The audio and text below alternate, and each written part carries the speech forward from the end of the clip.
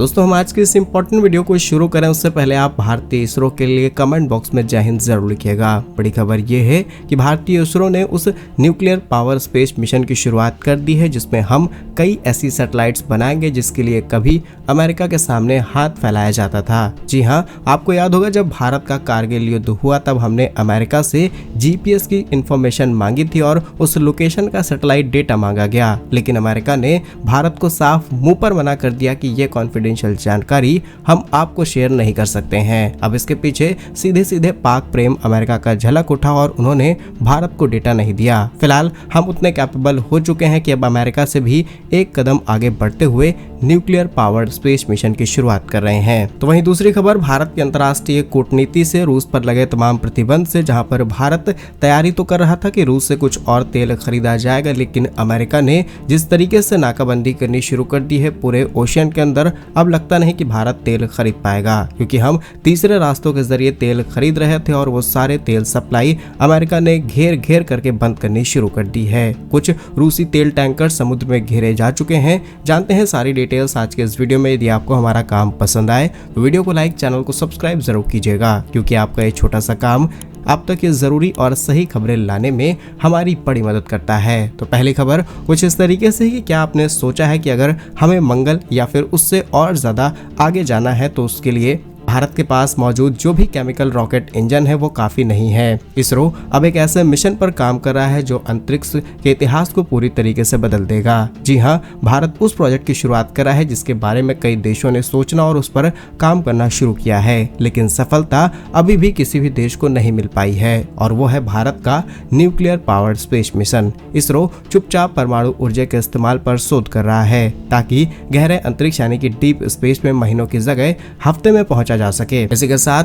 भारत का परमाणु space mission क्या है और कैसे यह अमेरिका और रूस जैसे देशों की श्रेणी में लाकर के भारत को खड़ा करता है। अभी हम जो रॉकेट इस्तेमाल करते हैं वे केमिकल फ्यूल पर चलते हैं और इसकी अपनी सीमाएं हैं। केमिकल रॉकेट बहुत सारा ईंधन जलाते हैं लेकिन थ्रस्ट बहुत कम समय के लिए मिलता है। दूसरा चैलेंज, मंगल तक पहुंचने में अभी भी 7 से 9 महीने लगते हैं, लेकिन न्यूक्लियर इंजन के साथ यह समय 3 से 4 महीनों तक कम हो सकता है। और तीसरा है पावर सप्लाई। डीप स्पेस में सूरज की रोशनी कम हो जाती है, इसलिए सोलर पैनल्स काम नहीं करते और वहां पर आरटीजी यानी कि radio isotope thermo electric generators यानी कि परमाणु बैटरी ही एकमात्र सहारा होती हैं। इसरो इस तकनीक को कैसे विकसित कर रहा है, चलिए इसे समझते हैं। दरअसल आरटीजी इसरो के भाभर परमाणु अनुसंधान केंद्र के साथ मिलकर के ऐसी बैटरी पर काम कर रहा है जो कि रेडियो एक्टिव पदार्थों से गर्मी पैदा करते हैं और फिर उस हीट से बिजली पैदा होती है। सेकंड इज एनटीपी यानी कि न्यूक्लियर थर्मल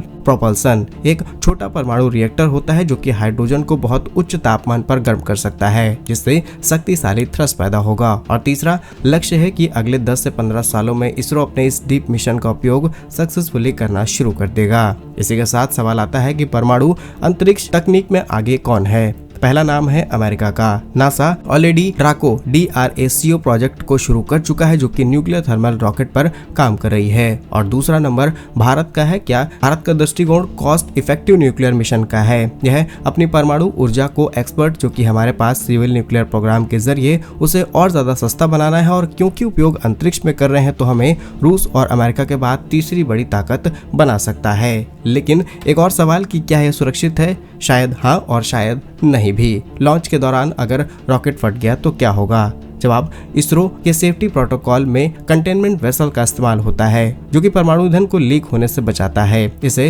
अंतरिक्ष मानक यानी कि स्पेस स्टैंडर्ड के हिसाब से ही सुरक्षित डिजाइन किया जाता है ताकि किसी भी तरीके का लीकेज ना हो पाए। ऑलरेडी हमने स्पेस सेक्टर में बड़ी उपलब्धियां हासिल कर ली हैं। चांद के उस हिस्से तक हम पहुंच चुके हैं जहां पर दुनिया आज तक नहीं पहुंच पाई है। इसके बावजूद भी इसरो की तरफ से इन सभी प्रोजेक्ट की शुरुआत की जा चुकी है जो कि आगे चल के भारत को एलीट ग्रुप में शामिल करेंगे। और शायद हम अमेरिका से भी एक कदम आगे निकल जाए, क्योंकि अमेरिका ने भी इसी प्रोजेक्ट पर काम शुरू किया है। सफलता अभी इन्हें नहीं मिली। और सवाल आपसे भी है कि क्या अमेरिका भारत के इस प्रोग्राम को रोकने की कोशिश करेगा, क्योंकि वो दुनिया में खुद को पहला स्थान दिलाना चाहता है हर एक टेक्नोलॉजी में, हर एक प्रोजेक्ट में। तो वो भारत को यहाँ से आगे कैसे बढ़ता हुआ देख सकते हैं। और ये बात भी बिल्कुल सही है कि 1999 में जब भारत का कारगिल युद्ध हुआ तब अमेरिका ने साफ मुंह पर मना किया था भारत को कि हम किसी भी तरीके का क्रिटिकल सैटेलाइट डेटा और high accuracy global positioning system यानी कि जीपीएस की इंफॉर्मेशन भारत को नहीं देंगे। और वहीं भारत ने उसी दिन से तैयारी शुरू कर दी और सैटेलाइट्स तो हमने बहुत पहले ही बना ली थी जिससे हमें हर एक सटीक इंफॉर्मेशन मिलती है, लेकिन अब हमने स्पेस में नई क्रांति लाने की शुरुआत कर दी है। तो आपकी इस पर क्या राय है कमेंट्स में जरूर बताइएगा।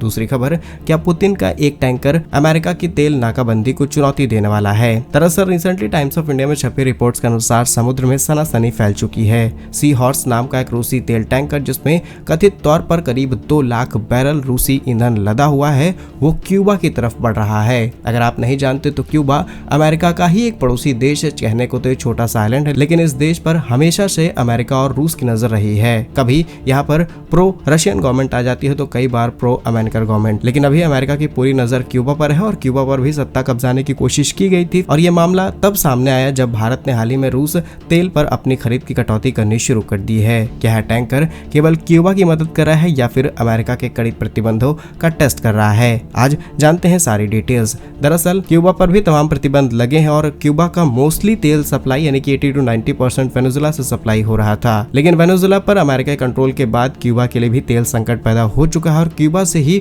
भारत के जो डिप्लोमेट हैं उन्होंने चैलेंज करना शुरू किया अमेरिका को। तो शायद रूस ने सोचा कि क्यूबा की मदद की जाए। फिलहाल ये पेंच पूरी तरीके से फंस चुका है क्योंकि अमेरिका ने पाबंदियां लगानी शुरू कर दी है। पहले आपको कुछ नंबर्स बताते हैं, फिर आपको असली हकीकत पता चलेगी। दरअसल जो तेल टैंकर क्यूबा के पास जाता हुआ पाया गया उसका नाम है सी हॉर्स। इसके अंदर 2 लाख बैरल रूसी तेल भरा हुआ है। इसे क्यूबा पहुंचना है। पहुंचने का समय मार्च 2026 की शुरुआत। इसमें लगे हुए ईंधन का इस्तेमाल किसी गलत तरीके में नहीं बल्कि पावर जनरेशन, ट्रांसपोर्टेशन क्यूबा के बेसिक लाइफलाइन के लिए जरूरी है। लेकिन जैसे ही शिपमेंट साइप्रस के पास जहाज टू जहाज ट्रांसफर के जरिए हुआ तो अक्सर प्रतिबंधों से बचने के लिए अपनाया जाता है और वहीं पर खेल शुरू हो गया। लेकिन भारत का नाम यहाँ पर तब सामने निकल के आया जब पता चला कि भारत अपनी सप्लाई चेन डाइवर्स कर रहा है और भारत क्यूबा के जरिए तेल खरीद सकता है। इसीलिए कई एक्सपर्ट्स का आकलन ये है कि भारत क्यूबा के जरिए तेल खरीदता, लेकिन ये तेल रूसी होता और ऑलरेडी रूसी टैंकर्स के जरिए इसे दूसरे टैंक में ट्रांसफर किया गया था तो पकड़ पाना मुश्किल था। लेकिन अमेरिका ने समुद्र में इतनी गश्त बढ़ा दी है कि अब किसी भी देश का बच पाना मुश्किल है।